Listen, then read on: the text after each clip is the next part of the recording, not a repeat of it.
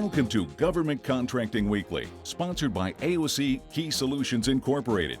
Government Contracting Weekly is the only television program devoted exclusively to the competitive and dynamic world of government contracting. A world where coming in second place is not an option, but where principle-centered winning is the only approach. Good morning and welcome to Government Contracting Weekly. I'm Jim McCarthy, the owner of Key Solutions and the host of this show. Today's episode is being produced in cooperation with AVSEA and its international journal, Signal Magazine, whose upcoming September issue has the intelligence community as its theme. Now, joining me today to probe the current state of government contracting within the intelligence sector are three highly qualified panelists. First, I'd like to welcome Chris Powell, the Chief Technology Officer of NT Concepts. Good morning, Chris. Good morning. Thanks, Jim. Thanks for inviting me here. Glad to have you here. Next, welcome to Michael Janeway, the President and CEO of APG Technologies. Good morning, Michael. Good morning. Thanks for having me. And last but not least, Jim Vant, the Vice President of the Intelligence Community segment at Octo Consulting. Good morning to you, Morning, Jim. Good morning. Okay, panel, we got a lot of ground to cover, so let's get right to it. And first question we'll delve out to Chris, and that is, how is doing business with the intelligence community different from, let's say, elsewhere in the Pentagon or any other federal agency for that matter? Well, from experience, the Department of Defense is much more geographically dispersed than the intelligence community, spreading out across the United States with a lot of military bases and service organizations spread from the East Coast to the West Coast. And from experience, predominantly the intelligence community business is focused around the Washington, D.C. metropolitan area with small sites around those areas. And the Department of Defense seems to have a lot more opportunities for small businesses with small business programs offices to interface with them and learn about contracting opportunities, where they can find out what contracts are coming out and then certainly find out which ones might be qualifying based on their classification codes, whether they're an 8A or women-owned small business or SDV, OSB. Okay. Well, Mike, how would you answer the difference between the IC and, let's say, just any other agency in terms of, proposals, winning contracts, whatever? Yeah, I think I thought about it a little bit more in perspective of the products and services. I mean, DoD is a very huge organization, so the spectrum of products that they're buying, it goes from ships to tanks to vehicles to aircraft to satellites to a variety of services, from air conditioning techs deployed in Afghanistan to high-end engineering solutions for the service lab. So it's a very broad segment of things and functional areas they're buying. The IC, from our experience, from what I see with our company, typically is much more segmented along specific services or production of products for analysts. It tends to be very high IT centric. Okay, Jim, is that how you see it? Yeah, I agree with both Chris and Mike on this case. I think Chris really hit it on the head about the geography and access to small businesses on a global basis. As far as the comments about the nature of the work and the fact that there's much more focus in the particular niche areas that the intelligence community is focused on. So I've seen more need from the government contracting world to have folks who really understand the int level assets that are being used for exploitation or collection, which is much more unique than what you might find in the variety of services or products that DoD or even in the federal civilian agencies require. And by the way, gentlemen, I recognize that there's certain things you can't say in an unclassified environment, so I would never ask that. But question, would you generally expect more or less surveillance and oversight from the government customer if they're a member of the IC or if they are just a member of another agency? Is there any difference there? What do you think? I think there are some reporting requirements that are a bit unique relative to ownership of the firm, monitoring of particular classified material, how you handle classified information. But as far as the level of reporting, for example, DoD has a significant amount of reporting that's on par with what the IC requires. So I don't find a lot of uniqueness other than more in just the security maintenance and needs. Yeah, so. I would agree with that too. I've seen there's probably a lot more focus on foreign ownership and participation in the company from outside owners, but outside of that, it's been pretty much in line with DoD reporting. Agreed. Certainly within the intelligence community, they have focused much more on that. Right. And then the we all have to follow DCA rules, and so Even in the IC? Even in the IC. So they have oversight on both the intelligence community contracts and DoD contracts. The IC is sort of wrapped in this mystery of their secret and their agents and their spies, and so I wonder what kind of surveillance does the intelligence community itself receive, from the agency? It's not like I assume there's not like a inspector general that's following spies around or anything like that. So is there a different level of oversight? Just to make sure I understand. I think each organization, regardless whether they're in the DoD or in the IC, all have an inspector general's office. What those particular offices do with respect to their mission is probably unique in that case. Okay. I'd like to add one other. From a DoD perspective, it seems that much more of the budgets are publicly broadcast or made available to the public, whether in open forums or in reports. And a lot of times in the intelligence community, for obvious reasons, the reporting on the budget is not necessarily openly disclosed. So I think our audience would like to hear this question, which is, if you're not a contractor with a security clearance, how do you find out about business opportunities within the intelligence community? How does a guy or gal on the outside even find out that there is a procurement going on, or a need, or a buy, or anything like that? Any thoughts? How does that happen? That's a tough one. Yeah. Most companies I've seen that are trying to break into the intelligence community have done it through alliances or partnerships with firms that are already in there doing business. Mm-hmm. So they have contracts that they understand what the client's buying, and there's usually a product or service that the new partner wants to come into, and it's going to bring value to the client. That's one way. Mm-hmm. I've seen outside companies hire agents that can actually work in within the community or the agency. That are already cleared, for example, or whatever? Yeah, exactly. So, but your first point was a suggestion maybe that teaming with another company that has a clearance is one way to find out, opportunities that are out there. I mean, right? Agreed. That's a good suggestion. I like that. A lot of companies have niche capabilities, whether it's around geospatial or data analytics or visualization, and getting those capabilities known to other companies within the industry that have contracts that might be at the classified level would then encourage those companies to interface with the organizations with niche capabilities. And I think the industry partnerships are really key for the intelligence community, particularly if you look at the DoD or civilian. Yeah. I'd say in that case, really understanding how the industry fits into that element and being able to gain intelligence from those partners as to what opportunities are occurring. But I also think there's several small business offices at NGA or DIA that are actively trying to promote disclosure of what they can disclose out into FBO. I know, for example, at Fort Meade, there's a real effort to do that. Well, listen, we're going to step away now for a break, and when we come back, I'm going to ask about the proverbial chicken and the egg. So stand by. So, did we win that government contract? We did. And? And now we've got to deal with the regulatory hurdles. Well, good luck with that. When the government's your client, you need to play by their rules. And the rules change more than you think. Exactly. We need someone who's done this before. Plus, it's complicated, so we're going with BDO. BDO? People who know government contracting know BDO. Working in contract management is a complex job. Creating, executing, managing contracts. It's an ever-changing world, and our members share the same challenges. At the National Contract Management Association, we know this business, gathering the best minds in our field, furthering your career by providing knowledge and training. Together, we've figured it out.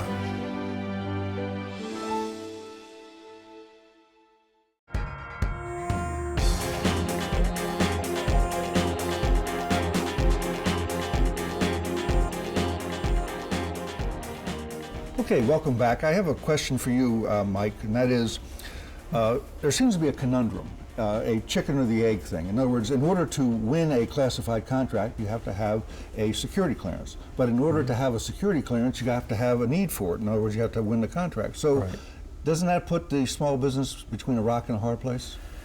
Or any business, for that? Yes, it can. Yeah. I mean, obviously, the owners have to be cleared at the level of the work they're going to be doing. Yeah. And from that, then the company gets its clearance. So that's a challenge. But about the only way you can really do it is partner up with other companies that are already in there doing the work, or have an agent inside that's helping you build your business, and then you get sponsorship.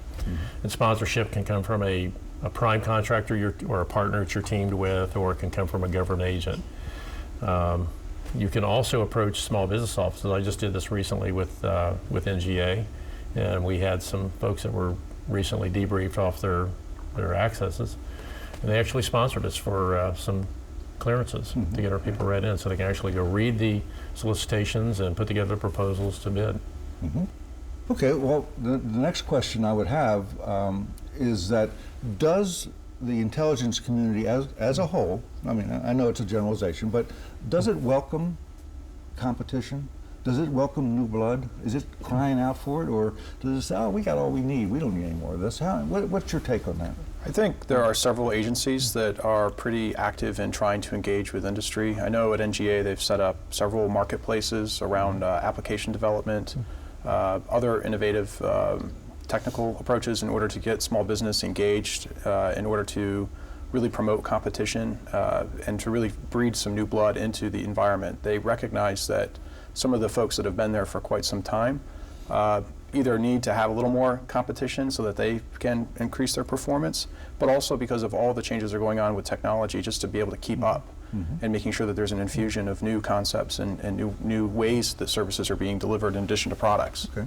So here's a question that calls for speculation on the part of our experts. And that is, will this nation ever get to the point where there's a single source for providing security clearances? In other words, right now, I detect that this agency has its way of doing it, and this agency has this, and the IC has this, and they don't recognize each other's clearances necessarily, and so it seems like a hodgepodge. Do you think we'll ever get there? What do you guys think? I think it's certainly gotten better over the last 20 years, but I still think that for the foreseeable future there'll be organizations that have different ways that they go about doing their clearance investigation process. I've heard anyway, anecdotally, that DHS, just because you have a clearance with one of the components doesn't mean that the other cares about it. Right. The suitability requirement versus what you might get for CI or a full scope poly. You know, I think there are varying differences in those models, and even at the basic level between the agency and the fort, although you would think that they are akin to each other as far as recognizing each other's clearance, they don't. And I certainly don't have enough knowledge to understand why that's not the case, but I imagine there are some interest from the DNI level as to making sure that that's a little more clean in order to promote integration between the intelligence community. I mean, that's my perspective. Yeah, I think it's, in some ways I think it's gotten better, but in other ways it's actually gotten more restrictive. And I think we're all in a post-Snowden environment, and there's been some issues that have occurred that everyone knows about in the last several years that has required, I think, the government to kind of contract a little bit on accesses and clearances, and it's gotten tougher, I think, in some ways, in a practical sense. We've seen more agencies wanting to do or vet their own process, and it's actually getting hard to do crossovers from one agency to another, and we're seeing cases where the adjudication could take up to 9 months or more for an active cleared person with an SCI that could do the work. And not only is that a huge pressure on the bench for a small business as far as being able to hold someone for 9 months while you wait for that process to complete, which I think should allow the contracting officer to give more flexibility in the way that the associates are able to engage with the project. But also the requirements of a small business on FSO and having to manage security process is pretty significant. Okay, well, we'll stop there and we'll pause once more for a commercial break, and when we come back, I have a number of other questions I'm just waiting to hear your answers to. What do you want for your business? If you're a federal contractor, your likely answer is to win. But winning these days is harder to do as the market has become increasingly competitive and demands that you do much more with much less. Hi, I'm Lauren LaMarche, a certified professional coach and proposal manager. At KSI, we believe your key to winning lies in developing your proposal team. Integrating our leadership coaching services into your existing proposal process can help you create a winning team that will give you a competitive edge and increase your win probability. For 30 years, we've helped the top 10 federal contractors and hundreds of smaller firms win over $130 billion in federal business. So, do you really want to win? If your answer is yes, then invest in your people. You can't afford not to. Contact me at ksileadershipcoaching.com because you need to win.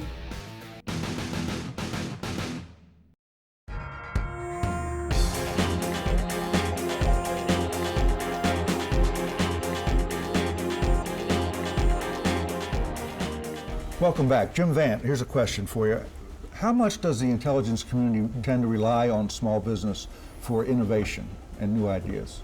I think the intelligence community recognizes small business as a major source of innovation and new ideas, but I don't say that to the detriment of what the large businesses are able to provide to the community. I think they bring tremendous capability and tremendous new concepts to bear, but I would argue that a lot of those large businesses also engage with the small business community in order to bring those innovative ideas to the government through the programs that they're able to manage. I mean, that's my opinion as far as how they might get it, but it's happening on both ends, not only for the government but also for the large businesses. Okay, Mike, is that, or go ahead. I would agree that there's lots of organizations such as FCA and USGIF and INSA that have opportunities for small businesses to engage with industry and the government in kind of a collaborative panel and share their innovative ideas. For instance, INSA has a current Innovator Showcase out released to the industry right now, where they're encouraging folks to submit a one-page abstract to the OD&I, which will be reviewed, and then if they're selected, they get to come back for a larger presentation to the panel of IC experts from scientists and technologists.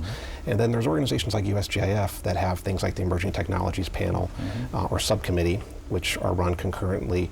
They run events through the GeoInt Conference and the GeoInt Community Week, where they encourage new companies to come in and present ideas either through small 15-minute presentations or through a 5-minute lightning talk. Okay, lightning talk. Yep. Mike, what's your take on it? I would agree. I think I see the agencies reaching out more to do more industry days, to bring in small companies, specifically recruit and invite you to do these events. From that, they understand more about what the community is doing. They see new blood out there, and from that, you know, it can evolve into more demonstrations or presentations and prototype developments. Okay, so that's small business. Let's look at the same question for the commercial sector. Does the intelligence community care about the commercial sector? Is there something they can learn from the commercial sector that can apply to their mission? So what do you think? No, absolutely. I mean, there's organizations like InQtel, which was set up and founded in the late 1990s by the intelligence community to go out and invest in new technologies that would bridge the gaps that the intelligence community had been unable to fulfill to that point. Some of the successes that they've had are programs like Keyhole, which turned into Google Earth, which now 1 billion+ users use out on the internet. I think I've heard of Google. I think I've heard of that. So many people probably didn't hear about Keyhole when InQtel invested in it, but they certainly have heard about Google Earth. There's other programs like FireEye, which is a cyber protection program, and then even application or tools used in the broadcast studios, like Perceptive Pixel. You see it on all of the major broadcast channels. Is now it was a small startup company that was then purchased by Microsoft in 2012. How about that? Oh, okay. I think their interest in the commercial sector is definitely evident out there. Maybe not a small company, but look at what Amazon did in the with their large cloud development inside the Intel community. So I mean, definitely commercial focused and being leveraged for our use. Is there any difference in the way your companies go about bidding a classified contract with the intelligence community versus just a mission contract with the Pentagon? Is there any way different? You do anything differently? I think the only major difference that I find is in the way you have to handle that information. I mean, again, going back to differences between DoD and IC, a lot of it has to do with your handling of the data and how do you ensure that you're not disclosing, obviously, and that that information is handled in an appropriate manner. But as far as the response and the need to address the customer's requirement, find those win themes, and find the right pricing. I mean, those are all basic. So the same tenets. instincts that work in one could be used in the other. Absolutely. Okay. Different reporting requirements. And I think the complexity of the engineering requirement also drives a little bit of difference between those pieces. Okay, so that's the final word for this segment. When we come back, I want to ask you for essentially one last thought that you have for our audience. Okay. Okay. Thanks. AFCEA has been bringing government and industry together since 1946. By joining AFCEA, you'll reach the decision makers and become part of the discussion. You'll increase market visibility, gain market insight, receive discounts on AFCEA member services and events, and manage and engage corporate associates. AFCEA is the association of choice. Join today at www.afcea.org.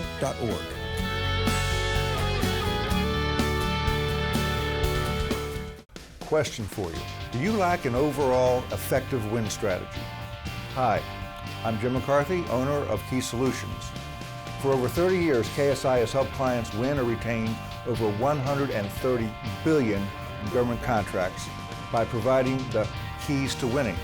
Now, if you're chasing a must-win contract, visit AOCKeysolutions.com and click on Contact Us. It's a tough market. Don't go it alone.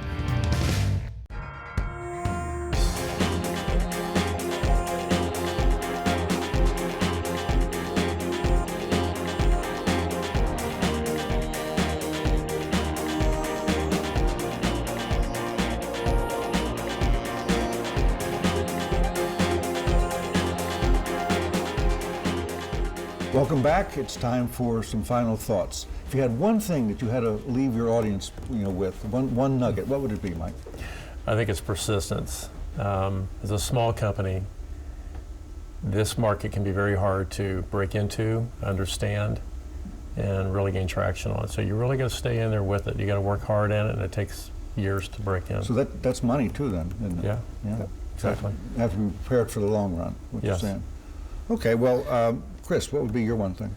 I would agree. Persistence. Let's build on that. Persistence and getting your corporate capabilities out there, introduced to either large companies and through networking events, getting exposed to industry, and letting the government, specifically the Small Business Programs Office, learn about what your capabilities are and how you could offer those capabilities back to the government. Okay, last but not least. Once you're in, you really have to make sure that you retain that relationship. It's a trust-based community, and you really can't afford not to deliver. To really be on top of the requirements that you have in order to maintain those contracts, and it's really important that you keep that investment going into that community, and it will reward you for it. But that trust and that brand is very key to maintain throughout that relationship. Once you there has to be a bond. Right. There has to be persistence. Right. Okay. All right. Well, one of the great debates our industry loves to have is over who has an inherent advantage in chasing a contract. Is it the challenger or is it the incumbent? Now, most people would say advantage incumbent unless they suffer from an often fatal disease known as incumbentitis. Well, here's my colleague Richard Nathan offering his expert opinion on this subject.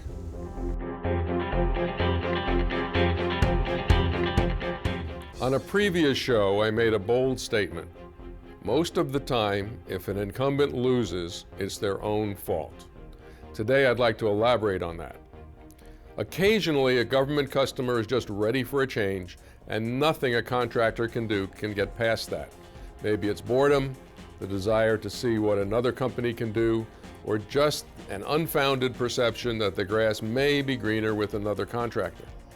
But generally, government buyers are more fact-based than that, and an incumbent's loss can be put at the feet of incumbentitis.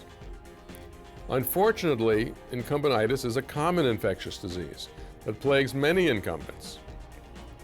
I say it's unfortunate because it is fully preventable and can be readily cured before contract death occurs, if the incumbent contractor recognizes it in time and takes the relatively straightforward steps needed to cure it. Incumbentitis is all about arrogance, laziness, and not paying attention. Let's take those in reverse order. I and many of our guests have said on occasion that the key to winning is having customer intimacy. By that we mean to reach a level of deep, mutual understanding with the client. You understand their needs, wants, and biases at the fundamental level, and they understand what your company brings that is unique and better meets their needs. However, many companies do not have sufficient marketing staff or those with the proper skills, and so this intimacy is never achieved. The incumbent should have a big advantage in achieving this understanding because they are physically with the government personnel every day, but through lack of attention or laziness, never reach the goal. Arrogance and self-delusion also trips up incumbents. I have never, literally never, supported an incumbent contractor who did not tell me early in the engagement that the customer loved them and could not survive without them. In fact, the customer was probably petrified at the thought of losing them. This is proven wrong every time an incumbent loses. And it turns out the government wasn't so petrified at losing them after all. And after the contractor transition is completed, the program continues to muddle along, as so many of the programs do. I said the treatment of incumbentitis is straightforward. It is. All it takes is humility and a strong commitment to bring your best to the program and to the capture and proposal effort. Communicate often and meaningfully with the client and figure out how to help them achieve their goals. Then just go out and do it. Never be satisfied with your own performance. Always look for ways to do better and to do it with less money. Then you will have beaten incumbentitis and you will win your recompete. At Key Solutions, we're all about helping you win or retain your next contract. If you have a question, please visit us at governmentcontractingweekly.com and click on Inquiries. As we wrap up today's program, I'd like to thank our friends at AFCEA for their assistance in helping us produce this important discussion on doing business in the intelligence community. I'll also offer a shout out to Robert Ackerman, the editor-in-chief of Signal Magazine, for his important contributions. As noted before, the September issue of Signal has intelligence as its theme and includes an exclusive interview with Lieutenant General James Clapper, retired Air Force, now the Director of National Intelligence, and it will be its cover story. Also, for those of you who want to go in depth on contracting within the intelligence community, you should consider attending AFCEA's Intelligence and National Security Summit, which is being held on September 18th and 19th at the Omni Shoreham Hotel in Washington. For more information, you can go online to afcea.org/events. Now, I'll close by thanking our panelists for joining me today, with Jim Vant, the Vice President of the Intelligence Community segment at Octo Consulting. Jim, thank you very much. Thank you for inviting me here. Glad to have you here. Okay. Next, Michael Janeway, the President and CEO of APG Technologies. Thank you very much. Thank you, Jim. It was a pleasure. Okay, well, good. It wasn't that bad, huh? It wasn't No. Okay, good. All right, and last but not least, Chris Powell, the Chief Technology Officer of NT Concepts. Thank you as well, Chris. Thanks, Jim. Enjoyed the time. But most importantly, I'd like to thank you, our viewers, for once again making Government Contracting Weekly a regular part of your learning regimen. Now, on behalf of all my colleagues at Key Solutions, I'm Jim McCarthy, and I'll see you next week.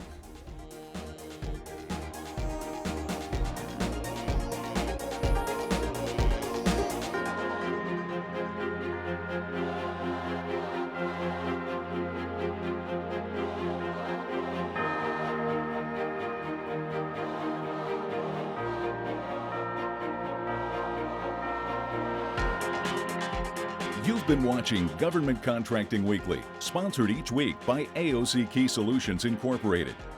Government Contracting Weekly is the only television program devoted exclusively to the competitive and dynamic world of government contracting.